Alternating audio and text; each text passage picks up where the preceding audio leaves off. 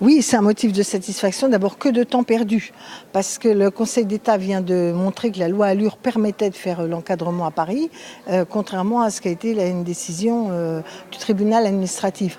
Or, on a perdu 2 ans déjà sur l'évolution. D'ailleurs, pendant ce temps-là, ça a augmenté. Donc, ce qui est bien, c'est qu'on revient... C'est pas cette mesure qui fait que c'est la loi Allure.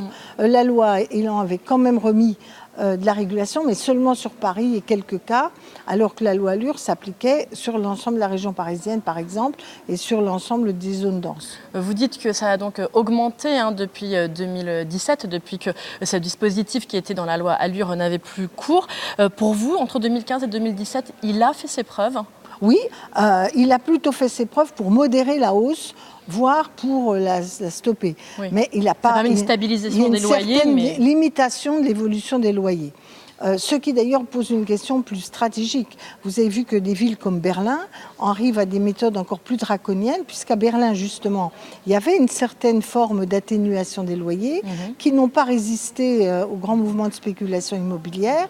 Et là, le Land de Berlin a décidé de geler les loyers, ce qui quand même est encore une mesure plus forte. Il faut s'en inspirer pour vous ? Vous iriez jusque-là à Paris quand on voit l'augmentation qu'il y a eu, notamment ces 2 dernières années ? Oui, je pense qu'il va falloir passer un moment au gel des loyers, mais ce gel des loyers doit aller de pair avec une stratégie sur la régulation des prix du foncier et de l'immobilier. Parce que si c'est de plus en plus cher pour acheter et que vous n'avez pas de rentrée de loyer, c'est le serpent qui... Plus personne ne voudra être propriétaire et louer son logement, ça risque d'être compliqué. Ou alors c'est des gens qui feront de la spéculation autrement. Bon. Donc il est très important de pouvoir réguler les prix.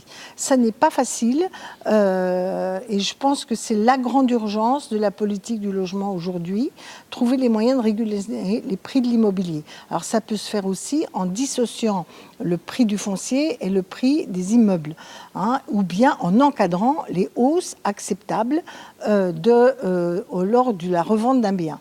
Sauf quand le bien, évidemment, a été modernisé. Vous avez une vieille maison, un vieil appartement insalubre, vous le remettez en état et c'est bien normal que ça revienne à des prix au moins corrects.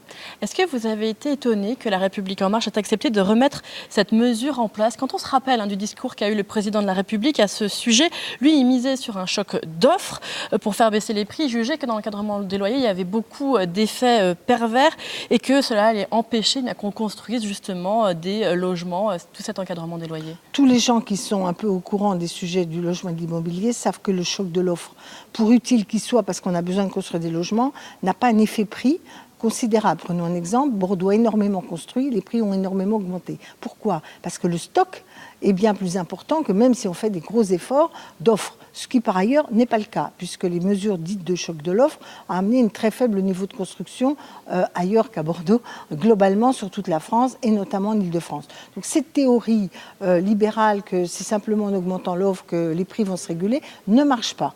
La deuxième chose, c'est que quand ils ont consulté les adhérents de La République En Marche, eux, ils étaient favorables à l'encadrement des loyers. Il faut dire aussi qu'ils ont une population qui est très concernée par les centres-villes, les centres métropolitains.